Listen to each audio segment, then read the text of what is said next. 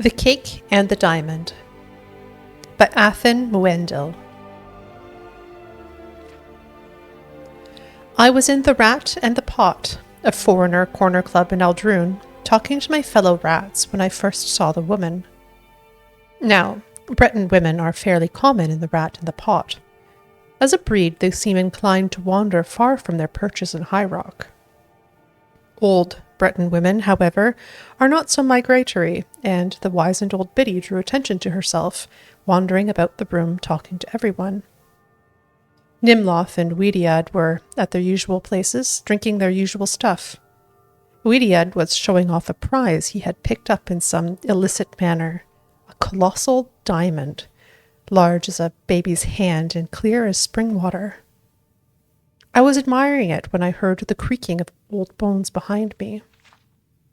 "Good day to you, friends," said the old woman. "My name is Abel Credit, and I am in need of financial assistance to facilitate my transportation to Aldredania." "You'll want to see the temple for charity," said Nimloth curtly. "I am not looking for charity," said Abel. "I'm looking to barter services." "Don't make me sick, old woman," laughed Weediad. "Did you say your name was Abel Credit?" I asked. "Are you related to Abel Credit, the High Rock alchemist?" "Closely related," she said with a cackle. "We are the same person. Perhaps I could prepare you a potion in exchange for gold. I noticed that you have in your possession a very fine diamond. The magical qualities of diamonds are boundless." "Sorry, old woman, I ain't giving it up for magic. It was trouble enough stealing this one," said Weediad. "I've got a fence who'll trade it for gold." "But your fence will demand a certain percentage, will he not? What if I could give you a potion of invisibility in exchange? In return for that diamond, you could have the means to steal many more.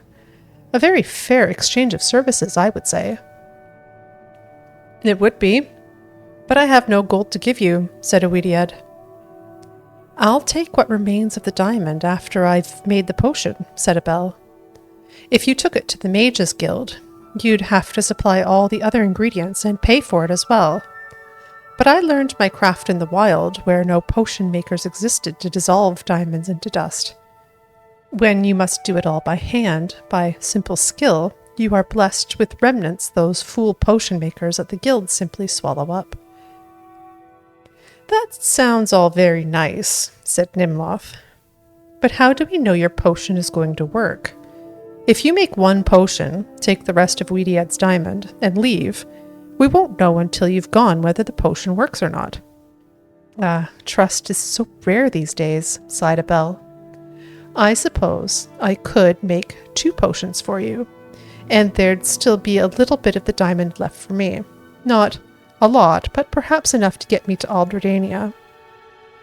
Then you could try the first potion right here and now, and see if you're satisfied or not." "But," I interjected, "you could make one potion that works and one that doesn't, and take more of the diamond.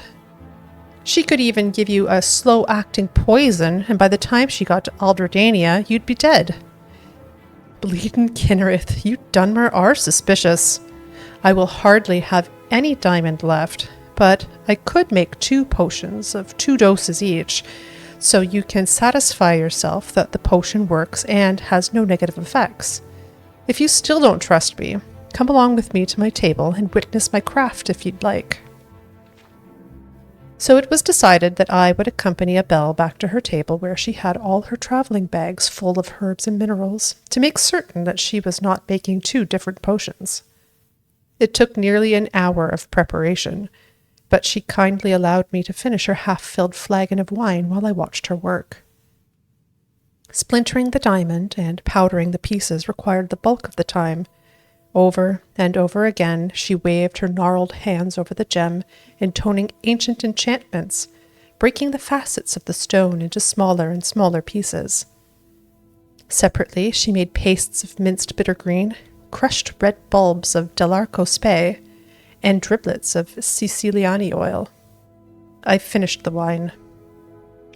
"Old woman," I finally said with a sigh, "how much longer is this going to take? I'm getting tired of watching you work." "The Mages Guild has fooled the populace into thinking alchemy is a science," she said. "But if you're tired, rest your eyes." My eyes closed, seemingly of their own volition. But there had been something in that wine, something that made me do what she asked. "I think I'll make up the potion as cakes. It's much more potent that way. Now, tell me, young man, what will your friends do once I give them the potion?" "Mug you in the street afterwards to retrieve the rest of the diamond," I said simply.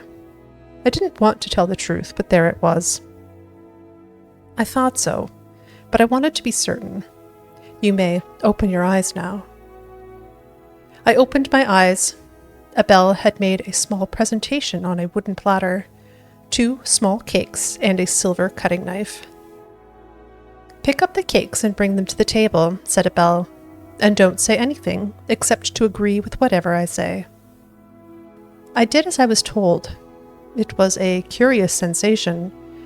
I didn't really mind being her puppet. Of course, in retrospect, I resent it, but it seemed perfectly natural at the time to obey without question. Abel handed the cakes to Ouidiad, and I dutifully verified that both cakes were made the same way. She suggested that he cut one of the cakes in half, and she would take one piece, and he'd take the other, just so he would know that they worked and weren't poisoned.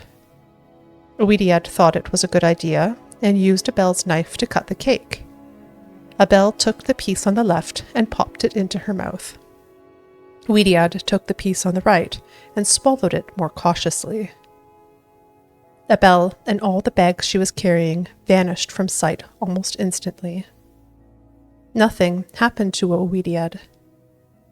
"Why did it work for the witch and not for me?" cried Ouidiad. "Because the diamond dust was only on the left-hand side of the blade," said the old alchemist through me. I felt her control lessening as the distance grew, and she hurried invisibly down the dark Aldrune street away from the rat and the pot. We never found Abel Credit or the diamond. Whether she completed her pilgrimage to Aldredania is anyone's guess. The cakes had no effect, except to give Ouidiad a bad case of droops that lasted for nearly a week.